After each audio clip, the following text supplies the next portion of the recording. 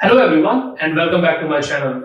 I hope you all are doing good and have been learning something throughout this CFD lecture series.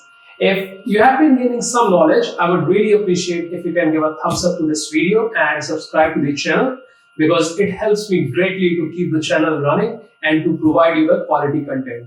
So in the last lecture, we saw the concept of staggered grids, and I show you in the case of co-located grids, we were suffering from the problem that the pressure difference or the velocity difference, it was not getting transmitted from two close by points. Rather, it was being transmitted from every alternate points, and that was creating a concept of physical versus computational conflict. But the staggered grid was found to resolve that.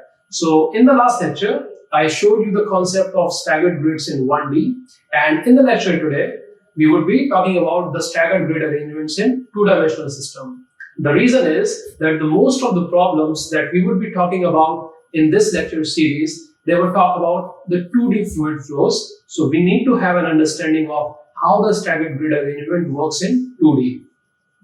The second aspect of this lecture would be about what is called as the coupling between pressure and velocity in the Navier-Stokes equation. And as I would show you shortly, that to calculate pressure for the incompressible Navier-Stokes equation is not very easy. So we need to do some trickery here to get the pressure from the Navier-Stokes equation. So for that, there are many methods, and we would be talking about one such method that is called as an artificial compressibility method. So we'll be talking about that as well, but let's get started with the two-dimensional staggered grids.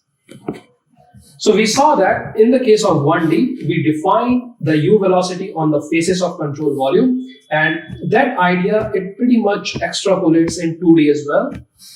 So for the 2D staggered grid, first we need to have a two-dimensional domain.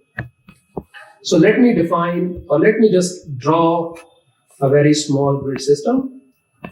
So go with a 5 by 5 because it's good enough and big enough for understanding.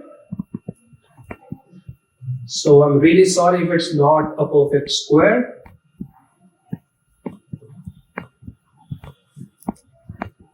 But hopefully you'll still get the idea of what I'm trying to say. So we have 5 points in the x direction and 5 points in the y direction. Very easy, right? So in the co-located grid arrangement, all the variables were stored at these black grid points. And when we said that we wanted to stagger the grids, we said that rather than defining the u on the black point or the black node point, we define the u on the control volume faces. So to give you what I'm saying, we had a control volume like this around this black node point, and we said that the u velocities were defined on the faces of the control volume. So these are the x velocities, and in the similar way, the y velocities are defined on the other faces of the control volume. So this would happen for all the x points. And similarly, the y velocity would also be determined for all the y directions. So we said that suppose if this is the point of interest P and if this is the control volume all by itself, then the u velocities are defined on these 2 points. It's up to you how you want to index it. In some cases, some people stagger them in the forward direction, and what that means is, so correspondingly to the point P, the velocity is staggered in the forward direction. So the velocity that is defined here, or the u velocity that is defined here, it corresponds to this point. And similarly, the velocity that is defined here, it corresponds to the previous node point or the previous grid point. There is another staggering which is called as the backward staggering, and which is the totally opposite. And that says that the velocity, the u velocity that is defined here, it corresponds to this particular point. So the staggering can be done in 2 ways, just like I told you, and the same holds for the y direction. Suppose this is the point P and this was the control volume. then the V velocities can be defined on these two locations. So hopefully you will understand, because this is very similar to the one-dimensional case, but now I will be showing you how it affects the discretization in the momentum equation. So if I write the two-dimensional incompressible, so let me write what I'm trying here. So we have 2D incompressible. The word incompressible is very important. Navier Stokes equations.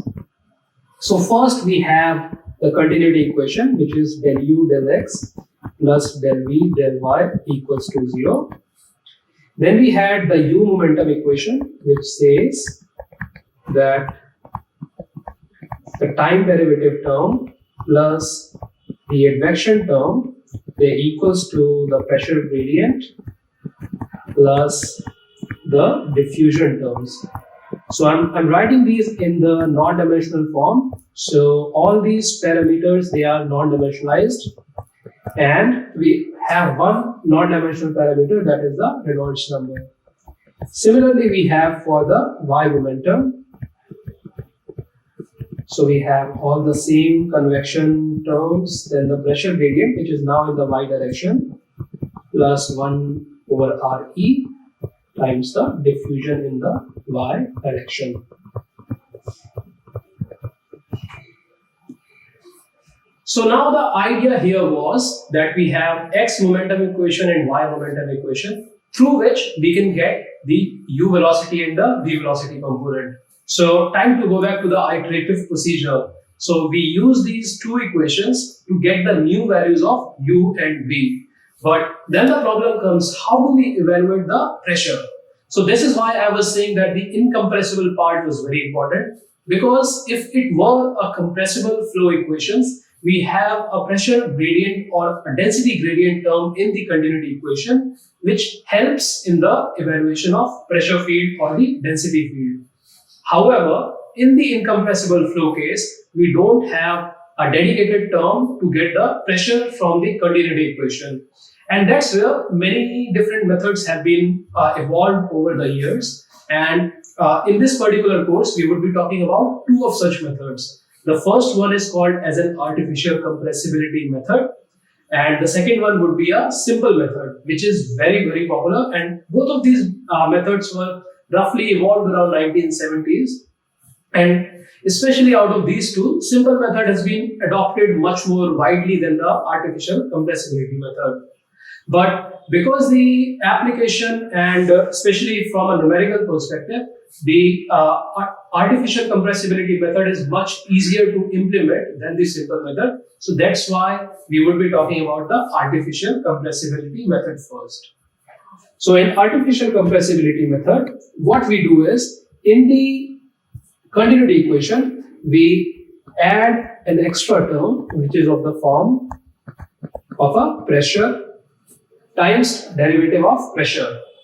So because I mentioned that in the compressible flow equation, we have a pressure time derivative in the continuity equation, and the artificial compressibility method, it just tries to mimic that, but rather than, because it's not a compressible flow, so we are trying to introduce that compressibility in an artificial way, and that is why this method is called as artificial compressibility method. If you really want to study how this particular method has been evolved, I'll be linking some of the papers in the description of this video, so you can go ahead and have a look. So if we think from a computational point of view, so suppose if this particular equation set is solved in a steady framework, then all of these three terms, they would vanish to zero, and what we would have at the end, these three parts, they are the steady incompressible Navier-Stokes equation. So we are able to retain the steady form of Navier-Stokes equation even though we introduced this artificial term. So we introduced it because we wanted to solve the continuity equation for the pressure field. So this particular pressure here, although it can be used to, because we have these pressure gradients here, although the same pressure can be used to calculate these pressure gradients, but do not think of this pressure as exactly the same, because this is sort of an artificial pressure that we are using only for the numerical convenience. So this is not really a physical pressure as such, but fortunately, in the steady framework, it sort of goes back to zero because of the time derivative. So that is why this theme works out, and it's very similar to what we have been doing so far. We didn't introduce any complex term in the equation, and even with this simplicity, we can now able to solve the continuity equation for pressure. And this particular problem is called as the coupling of pressure and velocity, because previously we didn't have a specific equation for pressure, and therefore we didn't couple the pressure and velocity in the Navier-Stokes equation. So using this, now we can write, so if I suppose the artificial compressibility continuity equation, we can write that 1 over delta. So delta here is called as the artificial compressibility, and usually it's a constant value. And as we would see that the value of delta, it has some impact on how fast the convergence would be achieved, and sometimes also how stable the solution would be. But usually you can start with a delta of 1, that is an artificial compressibility of 1, and can play around with it to get the optimal value of delta for that particular flow application. So the delta P over delta T term, it would simply be Pn plus 1 minus Pn, and this is I comma j, because this is a time derivative divided by delta P, plus u, let us say I plus 1 j minus u I comma j divided by delta x. So before I write this equation, I think it's good if we consider the control volume again. So we are talking about this control volume. So we are talking about this center point, which represents the pressure. So if I want to number some of these, we can write this as I plus 1 comma j, I comma j. So I am staggering it in backward direction for now, and similarly this could be I comma j, and this could be I comma j plus 1. So let me draw this same figure slightly bigger on the. So we had this I comma j point, which is the pressure point. For that we defined these two u velocity components, and correspondingly now we can sketch the control volume as well. So let us say this was the control volume corresponding to this I comma j point, and similarly we had this y velocity component. So if I stagger it backwardly, this would be u I comma j, this would be u I plus 1 comma j. And again for a backward staggering, this would be v I comma j, this would be v I j plus 1. So now we can write that the delta u over delta x term in the continuity equation, it would be ui plus 1 comma j minus uij divided by delta x, plus delta v over delta y would simply become Vij plus 1 minus Vij divided by delta y equals to 0. And these are all evaluated at the nth time step. So this way we can evaluate the pressure at I comma j at time step n plus 1, and we can evaluate the u and v at time step n plus 1 from the x and y momentum equations respectively. So that's the idea of solving. So this is, so far we have been doing this on paper. So this is the idea of solving the Navier-Stokes equation on the staggered grid arrangement. So in the next lecture, we would be talking a very famous problem for the CFD guys, which is called as a lid-driven cavity problem. So for that problem, I would show you how to discretize the u, v, and the continuity equation. So we have three equations, and I will show you how to discretize these equations on the staggered grid that we would be creating for this lid-driven cavity problem. And in the subsequent videos after that, I would be showing you how to solve that using MATLAB.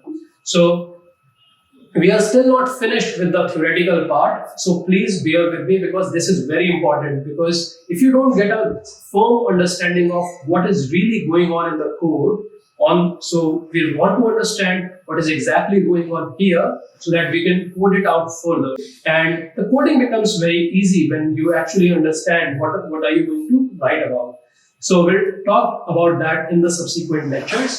So for now, I would wind it up here.